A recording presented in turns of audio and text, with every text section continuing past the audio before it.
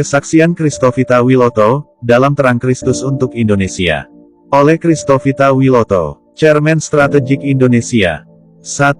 Saya tidak hebat, tapi saya diselamatkan. Saya menulis bukan sebagai orang suci.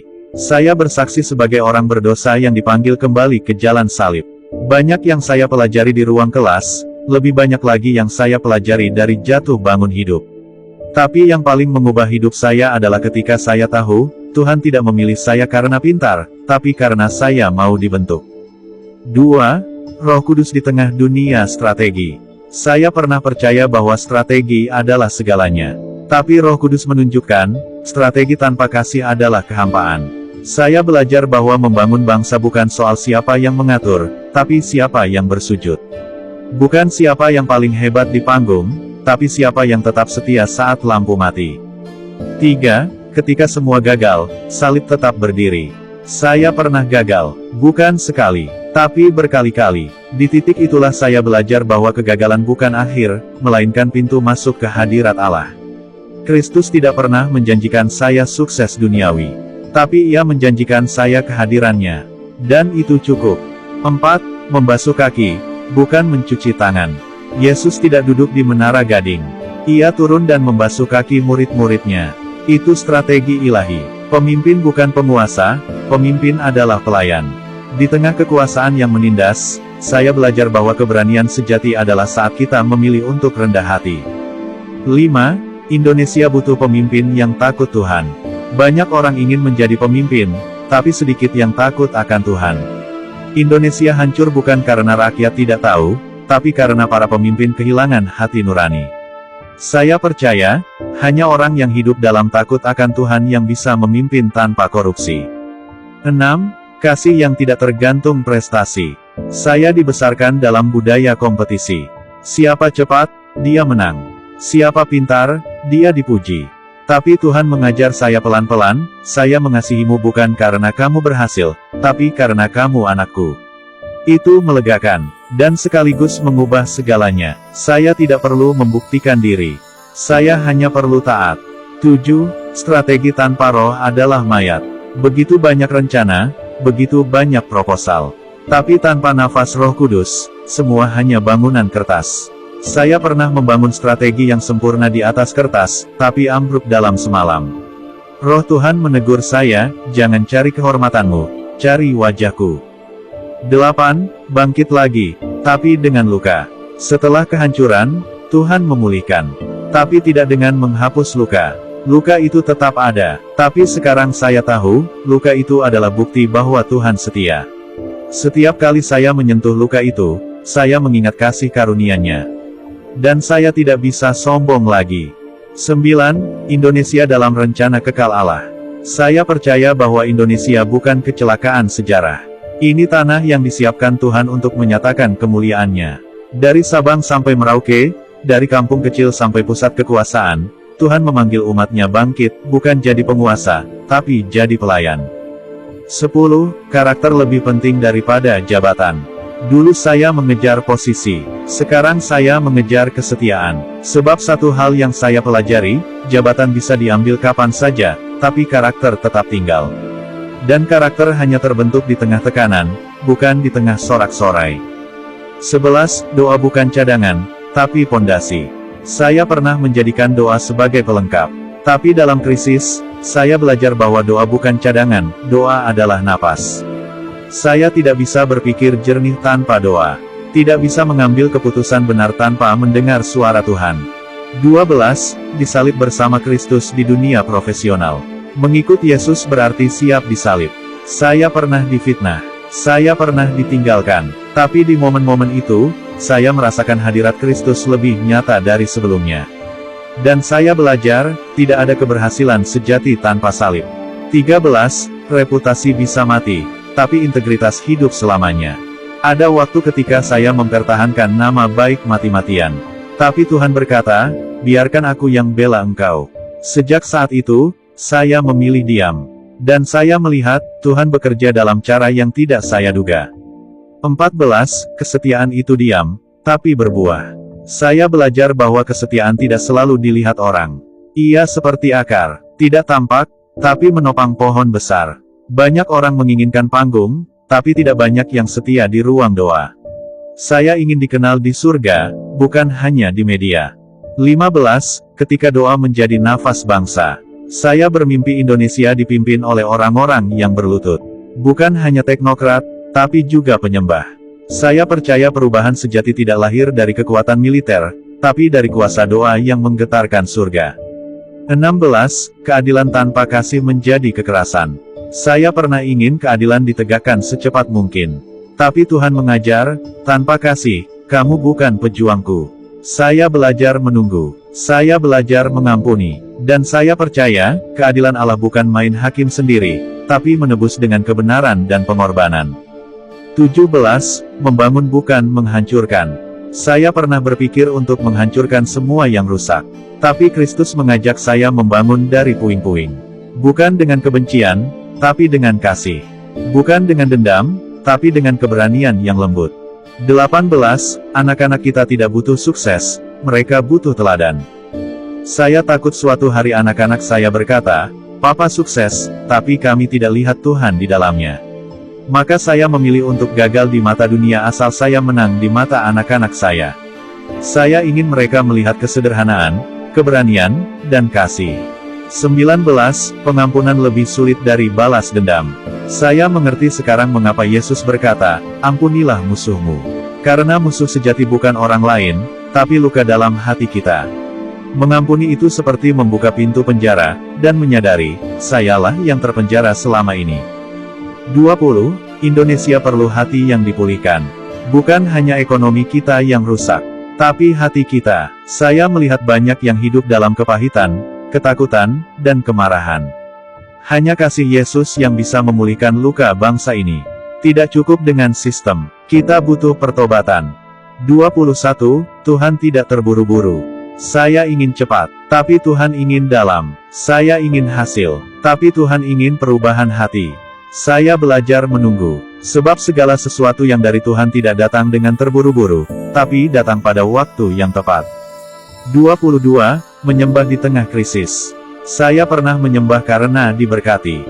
Tapi saya mulai menyembah di tengah krisis, ketika semuanya hancur, ketika hanya Tuhan yang tersisa. Dan di situ saya benar-benar mengenalnya, bukan sebagai teori, tapi sebagai pribadi yang hadir, menangis, dan menguatkan saya. 23. Diberkati untuk menjadi berkat, bukan dipuja. Terlalu sering berkat dijadikan simbol prestise. Tapi saya belajar, Tuhan memberkati saya bukan supaya saya dipuja, tapi supaya saya membasuh kaki orang lain.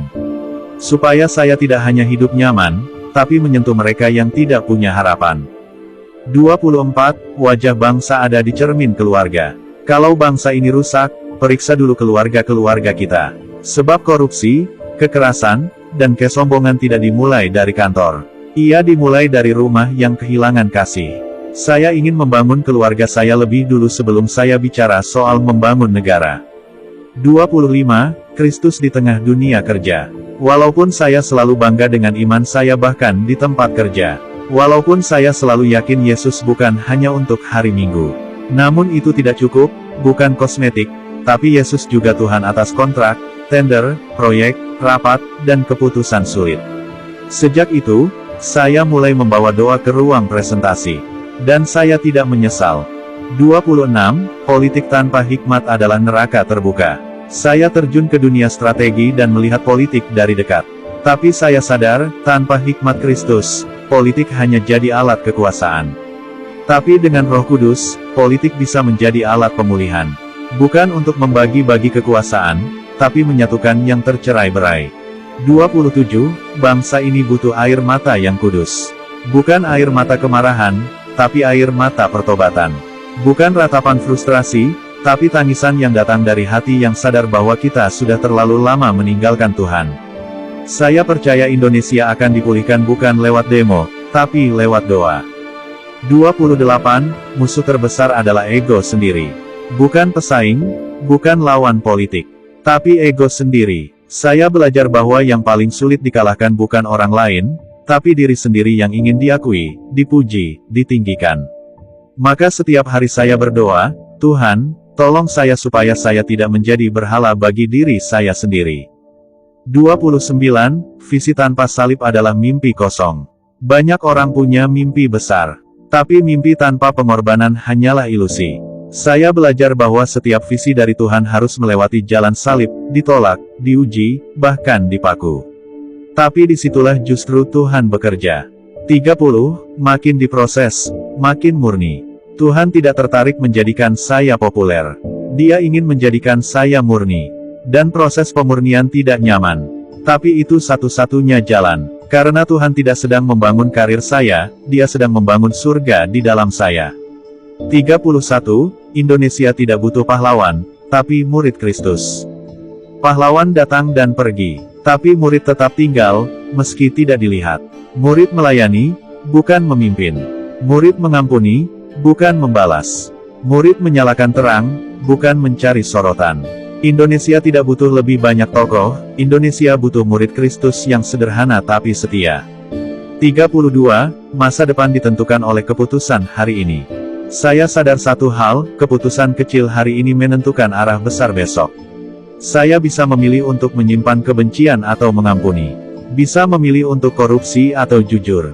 Bisa memilih diam atau bersaksi. Dan semua itu menentukan sejarah. 33. Kemenangan yang tidak disiarkan tapi dicatat surga. Saya pernah menang di panggung tapi kalah di hati. Tapi sekarang saya ingin menang di hadapan Tuhan, meski tidak ada yang tahu. Saya ingin hidup yang tidak perlu diumumkan, tapi membuat malaikat bersorak. 34. Negara tidak lebih kudus dari rumah. Saya ingin Indonesia pulih. Tapi saya tahu, itu dimulai dari meja makan, dari doa malam bersama anak, dari sikap jujur di rumah. Kalau rumah kita benar, bangsa akan ikut dibenarkan. 35. Uang tidak bisa beli pengurapan. Saya pernah punya banyak uang. Tapi tidak ada damai. Sampai saya menyadari, pengurapan hanya datang dari perjumpaan dengan Tuhan. Bukan dari seminar, bukan dari relasi bisnis. Tapi dari hati yang hancur di hadapan salib. 36. Kristus menyembuhkan luka kolektif bangsa. Luka penjajahan, luka kemiskinan, luka ketidakadilan, semua itu menumpuk jadi trauma nasional. Tapi hanya Yesus yang bisa menjamah luka itu dan menjadikannya kesaksian. Saya percaya, sejarah kita kelam, tapi masa depan kita bisa dibaptis dalam terang. 37. Jangan takut jadi kecil. Kadang saya merasa kecil di tengah sistem yang korup. Tapi Tuhan berkata, sedikit ragi menghamirkan seluruh adonan. Saya tidak harus besar untuk berdampak. Saya hanya perlu taat, dan biarkan Tuhan yang menggerakkan sejarah. 38. Pemulihan dimulai dari hati yang remuk. Bukan strategi, bukan sistem, tapi hati. Tuhan tidak pernah menolak hati yang hancur. Dan dari reruntuhan itu, Ia bisa bangun sesuatu yang lebih indah. Indonesia tidak akan pulih dengan ego, tapi dengan air mata dan penyembahan. 39. Saya mau mati dalam taat, bukan dalam hebat. Jika hari ini adalah hari terakhir saya tidak ingin dikenang sebagai orang besar. Saya hanya ingin dikenang sebagai orang yang pernah mengikut Kristus sejauh yang saya bisa, sejujur yang saya mampu, sedekat yang saya sanggup. 40. Masa depan Indonesia ada di tangan orang yang mau mengampuni. Bukan di tangan tokoh besar, tapi di tangan ibu yang tetap mendoakan anaknya. Di tangan guru yang tetap jujur. Di tangan pegawai negeri yang tidak terima suap. Di tangan anak muda yang berkata, saya mau hidup bersih. Disitulah Indonesia dibangun. 41. Jangan hitung biaya, serahkan diri. Tuhan tidak cari orang yang punya banyak. Dia cari orang yang bersedia. Saya tidak punya semua jawaban. Tapi saya punya satu Yesus.